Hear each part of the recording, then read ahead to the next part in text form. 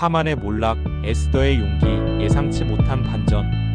하브루타 학습법을 기독교 교육에 적용하여 질문과 대답의 형식으로 구성하였습니다. 질문자와 대답자 역할을 번갈아 맡으며 대화를 통해 성경의 깊은 의미를 발견해 봅시다. 소율아, 지난번에는 에스더 3장부터 5장에서 하만이 유대인들을 해치려고 했던 이야기를 배웠지?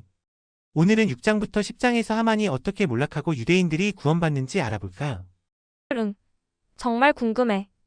에스더가 두 번째 잔치를 준비하고 있었는데 그 전에 무슨 일이 일어났을까? 에스더 6장 1절을 보면 정말 신기한 일이 일어났어. 그날 밤에 아하수에로 왕이 잠을 이루지 못했대.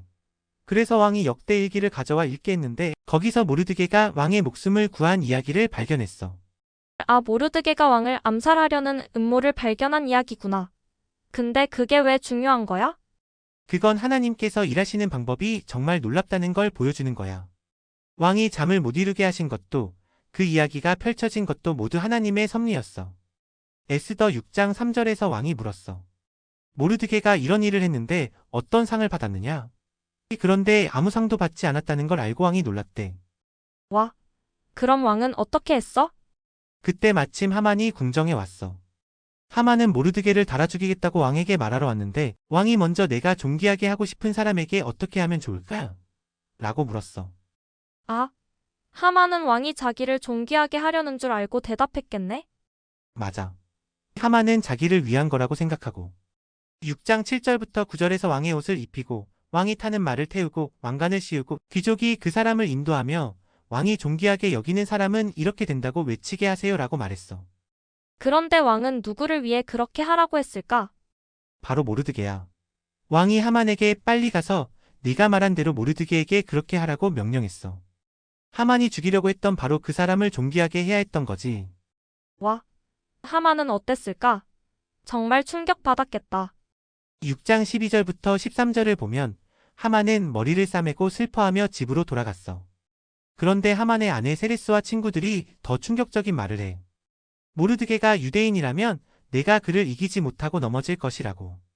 그렇게 되면서 하만은 자기가 세운 함정에 자기가 빠지게 되는 거구나. 근데 궁금한 게 있어. 에스더는 그동안 어떻게 했을까? 좋은 질문이야.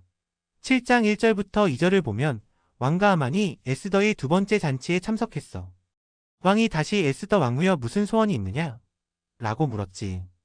드디어 에스더가 진짜 소원을 말할 시간이구나. 맞아. 7장 3절부터 4절에서 에스더가 용기 있게 말했어. 내 목숨과 내 백성의 목숨을 살려주세요. 우리는 죽임과 멸망을 당하게 되었습니다. 왕이 누가 감히 그런 일을 하려 하느냐? 라고 물었을 때 에스더는 그 대적과 원수는 바로 이 악한 하만이니이다라고 대답했지. 와, 정말 용기가 필요한 순간이었겠다. 그러자 왕은 어떻게 했어? 7장 7절에 보면 왕이 너무 화가 나서 일어나 왕궁 정원으로 나갔어. 하만은 자기 목숨을 구하려고 에스더에게 간청했는데 왕이 돌아왔을 때 하만이 에스더가 누워있는 침상에 엎드려 있었어. 그러자 왕이 여왕을 내 앞에서 욕보이려 하느냐? 라고 화를 냈지. 오해가 생긴 거네. 그런데 그 다음엔 어떻게 됐어? 7장 9절부터 10절을 보면 하르보나라는 내시가 하만이 모르드게를 달아 죽이려고 50규빗 높이의 나무를 세웠습니다. 라고 말했어. 그러자 왕이 하만을 그 나무에 달라고 명령했고 하만은 자기가 모르드게를 위해 준비한 바로 그 나무에 달려 죽었어. 와, 하만이 자기 함정에 자기가 빠진 거네.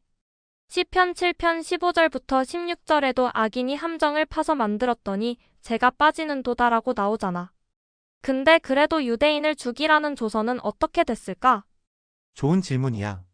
8장 5절부터 8절을 보면 에스더가 왕에게 하만이 내린 유대인 학살 조서를 철회해달라고 부탁했어. 그런데 페르시아 법은 한 번 왕의 임장으로 인친 조서는 취소할 수 없다고 했어. 그럼 어떻게 했어? 8장 10절부터 11절을 보면 왕이 새로운 조서를 만들게 했어.